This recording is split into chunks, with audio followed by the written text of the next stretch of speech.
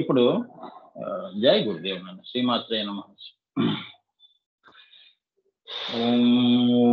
ఇప్పుడు 4వ నామం పదద్వయ ప్రభాజాల పరాకృత సరోరుహాలు.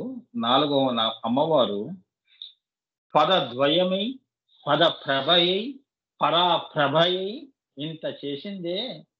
ఇప్పుడు 4వ నామంలో అమ్మవారు ఏమవుతుంది, ఏం చేయాలనుకుంటుంది? ప్రభా సరోరుహ, ప్రభా సరోరుహ. చక్రముల యందు ఉన్నేయ భూమికలలో ముఖ్య ప్రాణముగా సుషుష్మ వెళుతున్నప్పుడు ఆ కాంతి నంతటిని తాను తీసుకొని పైకి పోతూ ఉంటుంది. సరోరుహ.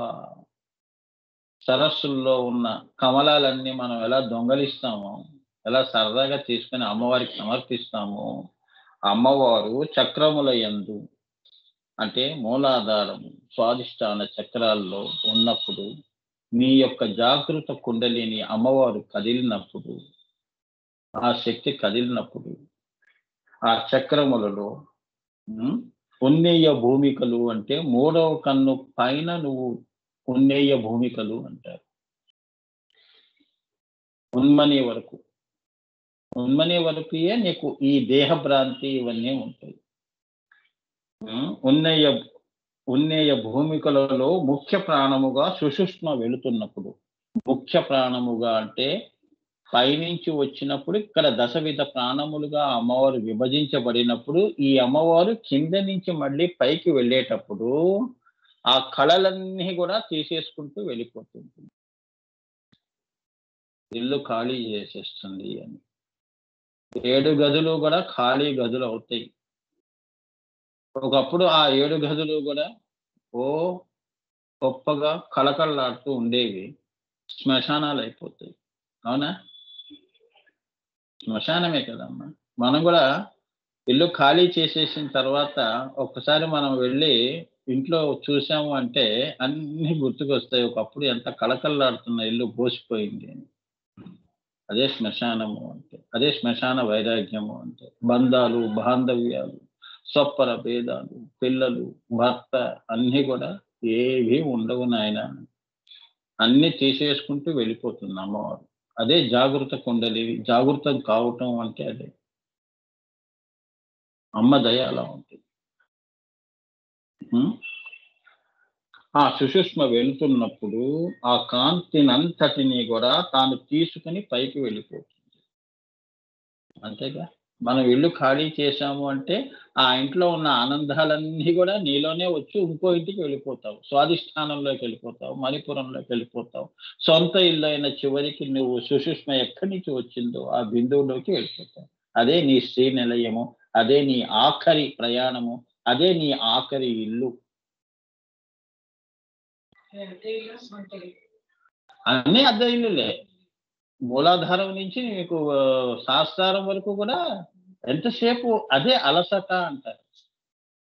మనం శారీరకంగా అలసిపోయాం అంటాం, కానీ నిజంగా అయితే ఇన్ని లోకాల్లో జన్మల్లో ఇన్ని జన్మలు తీసుకుంటూ మనం ప్రయాణం చేస్తున్నామే, ఎంత అలసటకి లోనవుతున్నాం.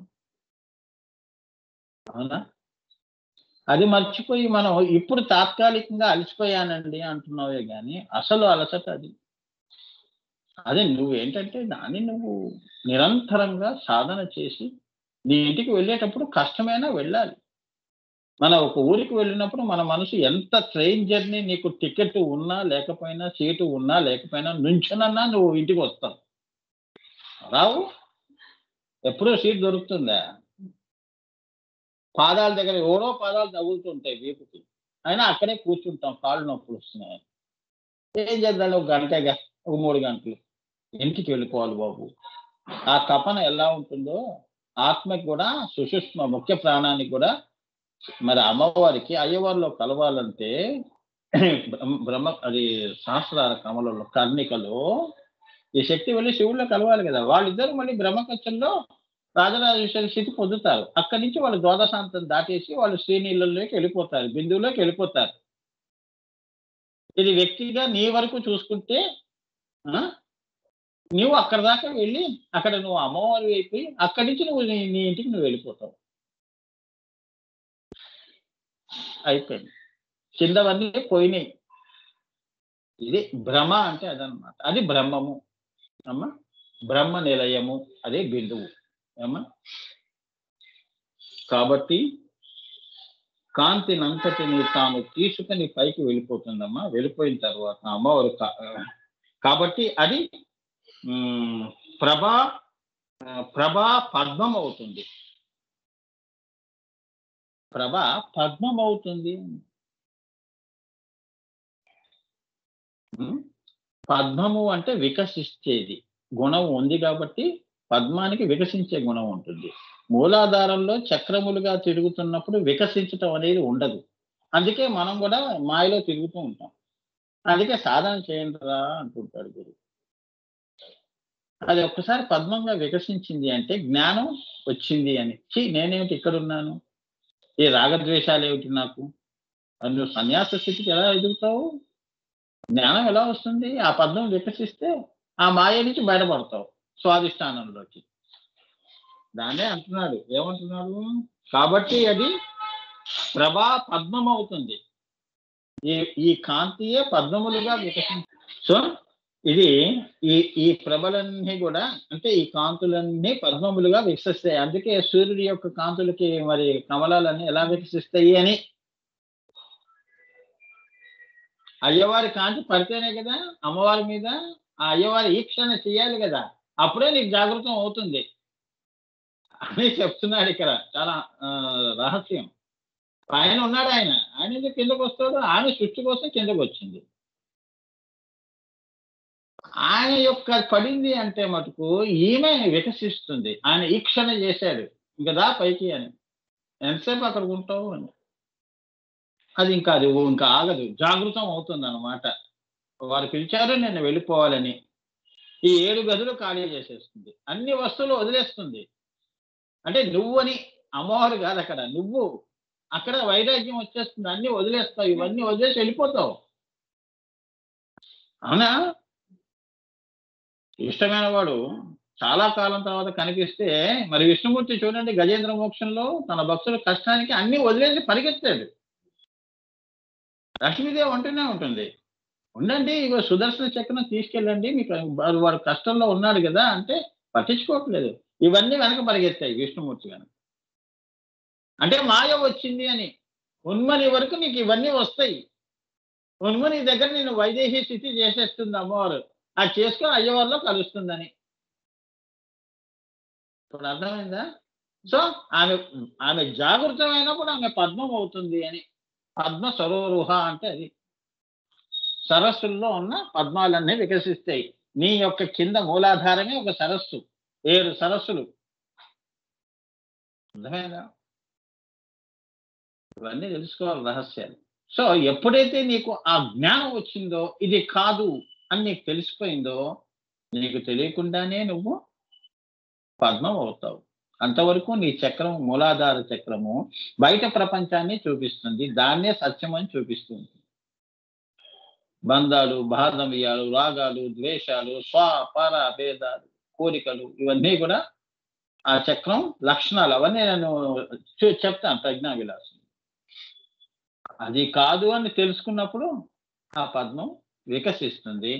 అక్కడి నుంచి ఆ అమ్మవారు ఈ కిరణాలన్నీ తనలోకి లాగేస్తుంది. ఇంక అయిపోయిందక్కడ. ఆ చక్రంతో నాకు పని లేదంతే ఇంకా. అందుకే ఒక్కొక్కరు ఒక్కొక్క లోకంలో ఆగిపోతారు. ఏమ్మా? ఆ! బుద్ధి అంటే బుద్ధిమయ లోకంలో ఉంటాడు వాడెప్పుడు. అవునా? పెద్దవాళ్ళు చూడండి చాలా బుద్ధిమయ లోకంలో చిన్న చిన్న పనులు అదే ఎలవ పనులు చేయకుండా, వెకిలి వేషాలు వేయకుండా అంత రిజర్వ్డ్‌గా ఉంటారు.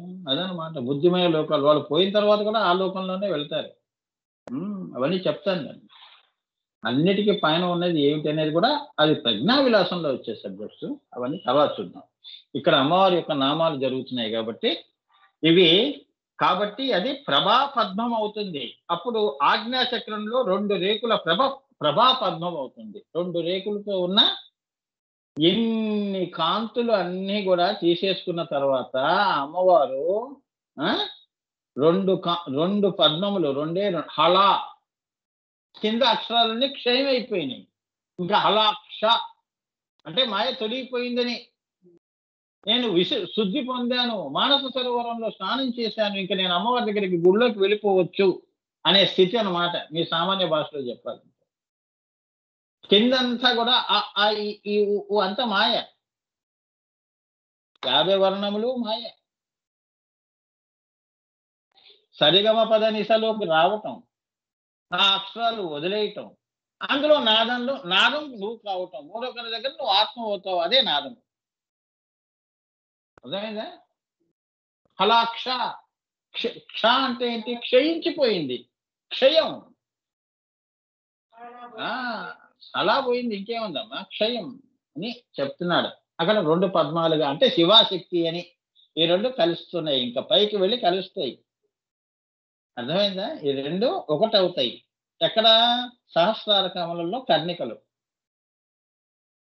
ఇదే ద్వైతము పోయి అద్వైతంలోకి వచ్చావని పాట కూడా ఉంది కదా, అద్వైత సిద్ధికి అని శంకరాభరణంలో అనుకుంటా. ఇదే మరి ఎంత ఉంటుంది.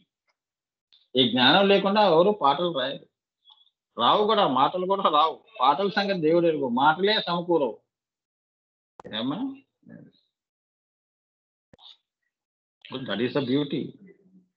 బ్యూటీ, అమ్మవారి బ్యూటీ అలా ఉంది. తల్లి కరుణ. ఆవిడ సో 2 రేఖల ప్రభా పద్మం అవుతుంది. ఇప్పుడు సహస్రారంలో 1000 రేకుల ప్రభా పద్మం అవుతుంది. 1000 రేకులతో కూడుకున్న ప్రభా పద్మం అవుతుంది అంటే ఏంటంటే బుద్ధిమంతురాలు అవుతుందని, బుద్ధి వికసించింది అని. అంటే నేను 16 రేకులతో వికసించిన తెలివితేటలు కావు నావి, సర్వజ్ఞ. నేను, నాకు ఇది తెలీదు, ఇది కొంత తెలుసు, అది అంతా తెలుసు అనే జ్ఞానం కాదు. 1000 సహస్రారం నేను అంటే నాకు సహస్రారం అంటే 1000 అని కాదు, అక్కడ 1000 కిరణాలు అవుతాయిందని. సూర్యుడి అవుతుంది, చంద్రుడు పోయాడు, క్షయం పోయింది, ఇంకా నేను సూర్యుడిగా బుద్ధిగా ఉన్నాను, బుద్ధిమంతుడిగా ఉన్నాను, గౌతమ బుద్ధ స్థితి. ఇప్పుడు నేను పైకి వెళ్ళే అర్హత సంపాదించుకున్నాను. ఇంకా నేను కింద నుంచి అన్ని తీసేశాను కదా. శ్మశానంలో మళ్ళీ కిందకి వెళ్తావు నువ్వు? పై మణిద్వీపం వైపు ప్రయాణం కడతావు. బ్రహ్మకక్షము, ద్వాదశాంతము, అక్కడి నుంచి అమ్మవారు లలిత అమ్మవారి దగ్గరికి వెళ్ళవు, అమ్మ దగ్గరికి వెళ్ళవు, మళ్ళీ కిందకి వెళ్తావా? అదే చెప్తున్నాడు. అంతే కదా, మనిషికి కాల్ చేసిన తర్వాత ఇంకేముందమ్మా? అయిపోయింది, మన ఇళ్ళకి మనం వచ్చేస్తాం అంతే. ఇంకా వారికి ఈ లోకంతో పనే ఉంది. అంతవరకు వారి వైపు ఉండి మనం నడిచాం. వాడు శ్మశానం దగ్గరికి వచ్చినప్పుడు మనందరం మళ్ళీ అబౌట్ టర్న్ తిరిగేస్తాం. అంటే అది గతం, నువ్వు గతం అని చెప్పటం, వెనక్కి రావటం, మళ్ళీ వెనక్కి చూడొద్దు.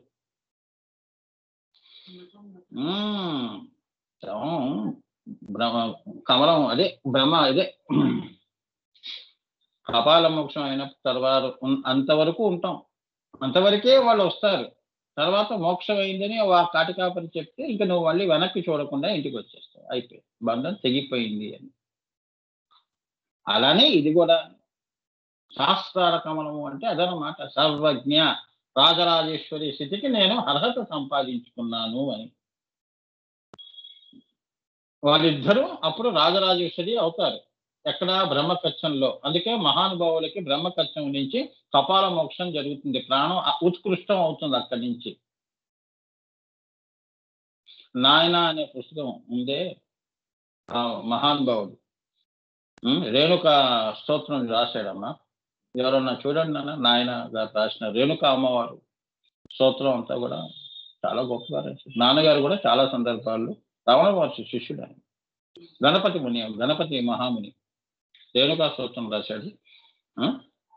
ఆయన కూడా సేమ్ ప్రాణం కూడా ఆయనకి. ఆయన అది చేస్తున్నప్పుడు శిరస్సు నుంచి పొగలు వచ్చేవి. వాళ్ళ ఆవిడే చెప్పింది. ఆ పుస్తకం నాయన అనే పుస్తకం చదవండి, చాలా గొప్ప పుస్తకం. మహానుభావుడు రేణుకా అమ్మవారి దర్శనం పొంది ఆ అమ్మవారి స్తోత్రాలన్నీ ఆయన చెప్పాడు. రేణుకా స్తోత్రము, రేణుకా మహత్యము ఏదో రాశాడు. చాలా గొప్ప పుస్తకం. ఏం మాటకు ఆ మాట. అటువంటి మహానుభావులు ఉన్నారు నాన్న. అవన్నీ ఎలా జరిగాయంటే ఈ నామాలు. ప్రభాసరోరుహ ఏమ్మా,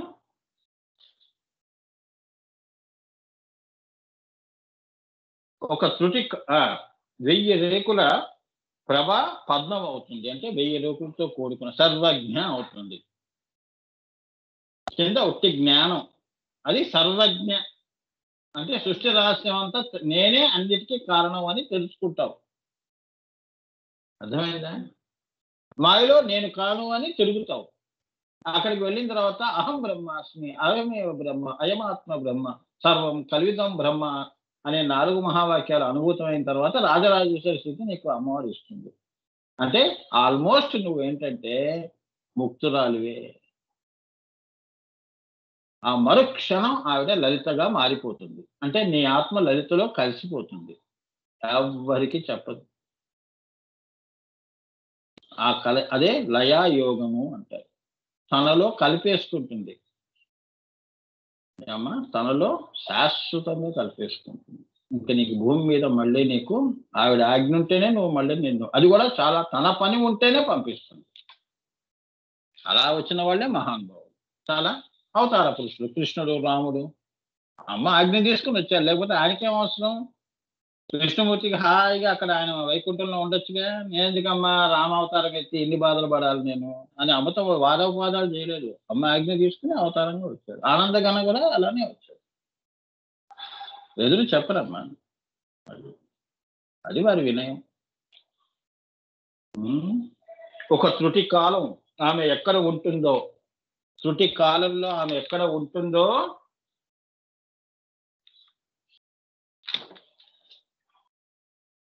ఒక త్రుటి కాలంలో ఆమె ఎక్కడ ఉంటుందో అక్కడంతా కూడా కాంతిమయం చేసి ఆ కాంతిని అంతటిని తనలోకి లాక్కుంటుంది తలుచుకుంటే.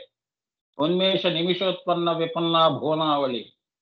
అది సృష్టిలోనే కాదు, నీలో కూడా.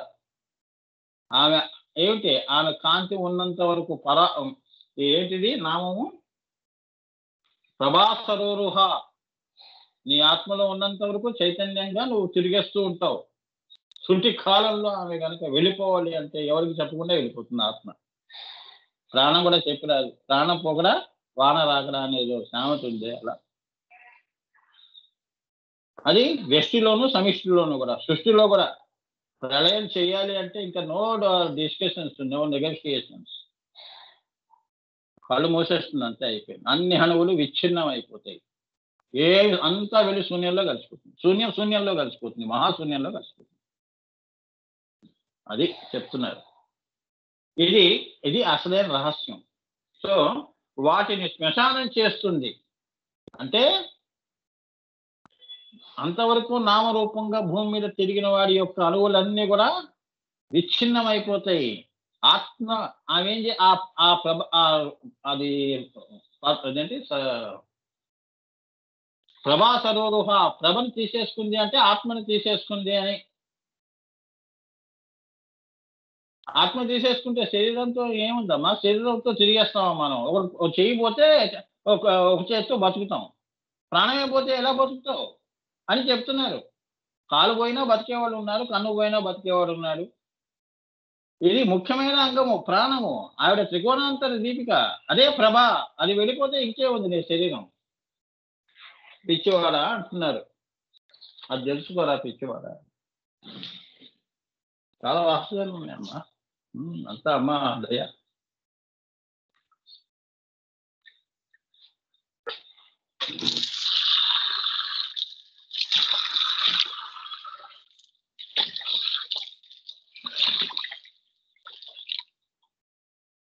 డబ్బు పోతే సంపాదించుకోవచ్చు, ప్రాణం పోతే ఏం సంపాదించుకుంటాం?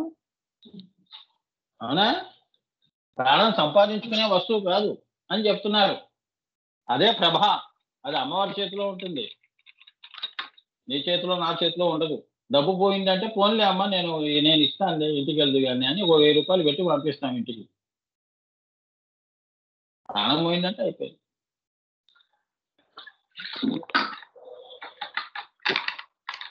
ఇంకా మళ్ళీ ఈ నామముతో ఈ శరీరము అవసరం లేదమ్మా. ఈ నామముతో ఈ రూపంతో ఇంకా ఆ వ్యక్తిని నువ్వు ఈ భూమి మీద సృష్టిలో ఎక్కడా చూడలేవు. ఇంక అయిపోయింది అక్కడికి. ఇంత ఆశ్చర్యంగా ఉంటుందో చూడండి. అయిపోయింది. ఒకే రామకృష్ణ, ఇంకా మళ్ళీ ఇంకో రామకృష్ణ ఇదే రూపంతో రాడు. ఇంకా అయిపోయింది. అలా మీకు కూడా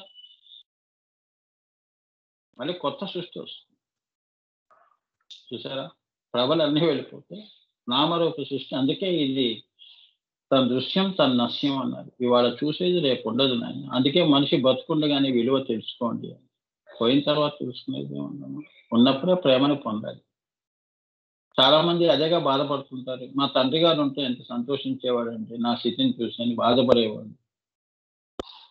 అయ్యో నేను ఇప్పుడు గొప్పదాన్ని అయ్యాను, నా తల్లిదండ్రులకి నేను అంత కష్టపడ్డారు, ఈ డబ్బంతా వాళ్ళని కూర్చోపెట్టి వాళ్ళకి ఎంతో నేను సుఖ పెట్టాలనుకున్నాను, కానీ తల్లిదండ్రులు లేరు అని మహానుభావులందరూ వాళ్ళ అన్ని చెప్పుకుంటూ ఉంటారు.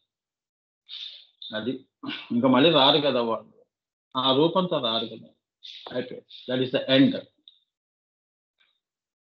సో వాటి యొక్క అఖండ దీప్తియే శ్రీమాత.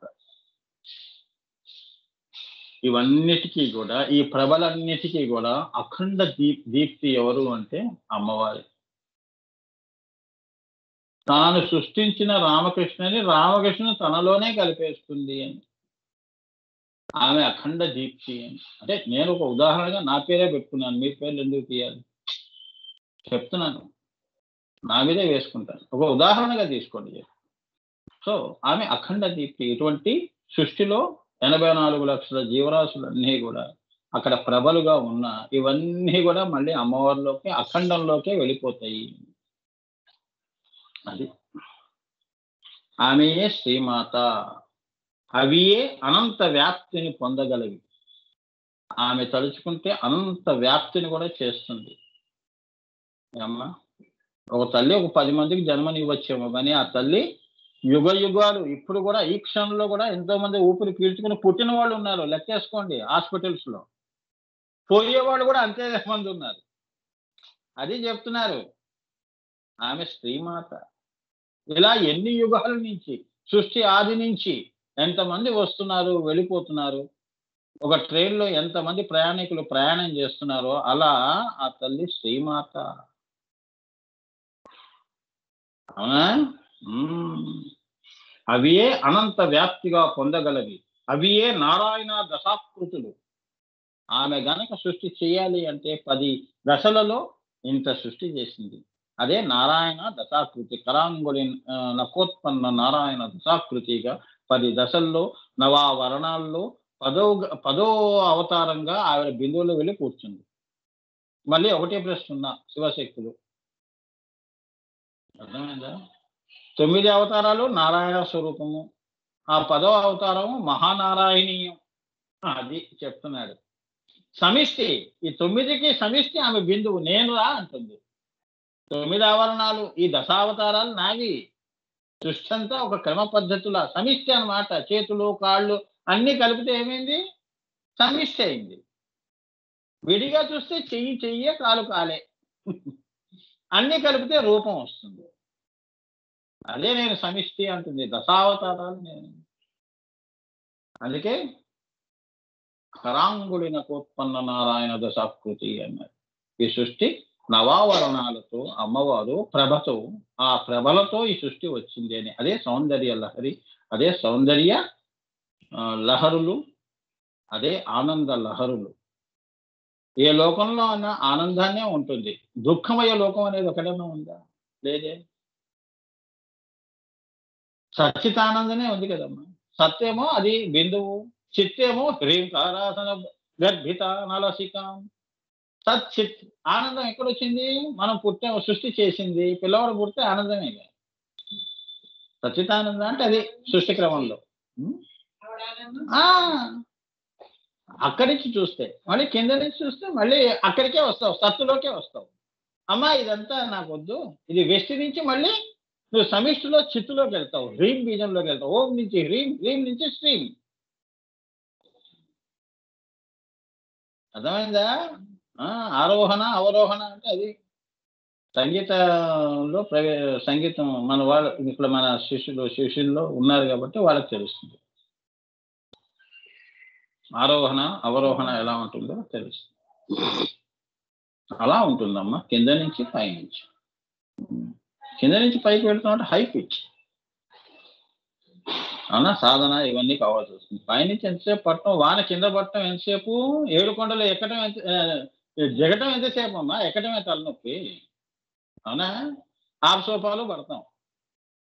మనకేంటంటే బాధ, మనకంటే ముందు వెళ్ళిపోయే వాళ్ళు ఉంటారు, మనకి టెన్షన్, బీపీ, షుగరు, వాళ్ళు వెళ్ళిపోతున్నారు. అవునా, ఏదో కారణంతో వాళ్ళని ఆపుతాం, నాతోనే రా అని. అవునా, అదనమాట. అంటే సరదాగా చెప్తున్నాను, సీరియస్ గా సబ్జెక్ట్ ని అప్పుడప్పుడు ఉండాలి. There should be some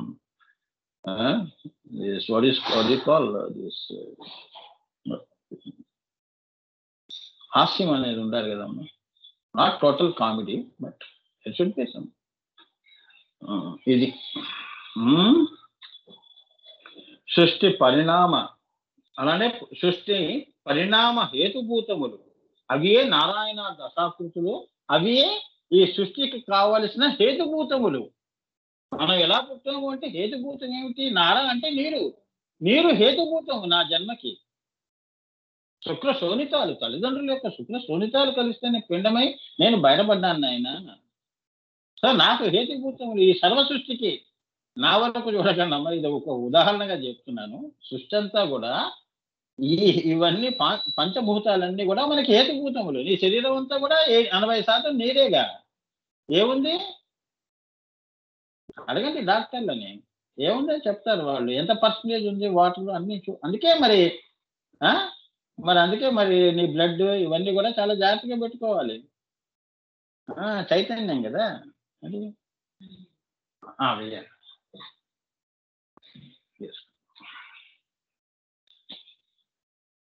so సృష్టి పరిణామ హేతుభూతములు.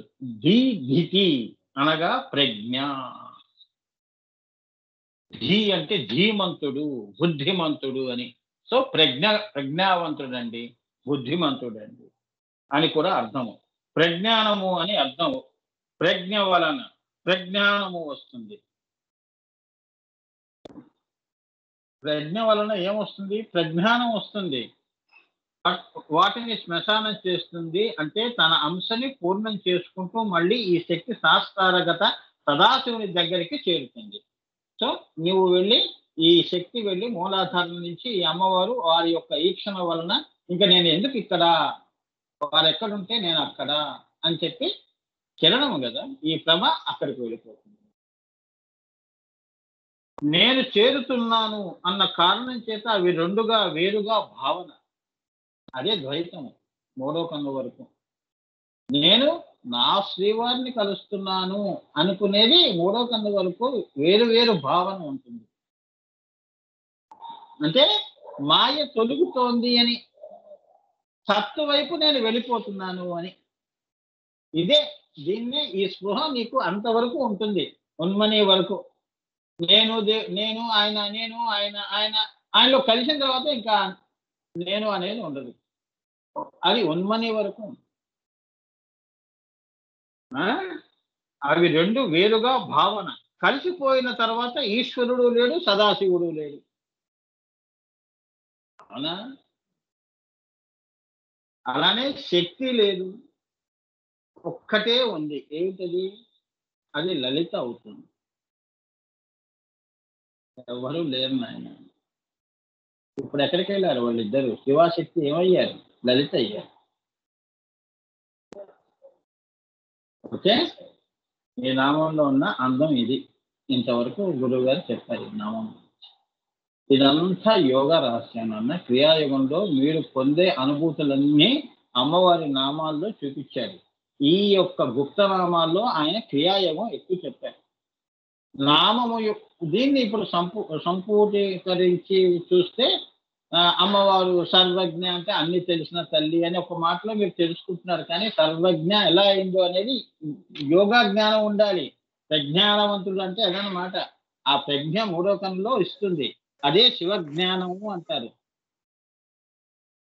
మూడో కన్ను దగ్గరే అహం బ్రహ్మాస్మి అనేది తెలుసుకుంటావు. అంటే నేనే శివుడు అనుకుంటావు. అర్థమైందా? ఆ మూడో నేత్రం తెలుసుకున్న తర్వాత తెరవటం. తెలిసినప్పుడు కిందవన్నీ శ్మశానం అయిపోతుంది. మాయ తొలగిపోతుంది అని. అర్థమైందా? ఆ! అంతేగాని భస్మం చేస్తాడు మన్మధుడిని ఈ కథలు గావు. నీకు అంతేగా. నేనేమిటి? ఈ మాయలో ఉండటం ఏంటని చెప్పి మూడో కన్ను దగ్గర నుంచి అది పైన చూస్తుంది. అదే శివ దృష్టి, సమదృష్టి. ఎవరితో సమం కావాలని? అయ్యవారితో. అయ్యవాళ్ళు లలిత అవుతారు. అదే నేను చెప్పానుగా ఖడ్గమాలలో. అక్కడికి ఆ నామం అయింది నాన్న.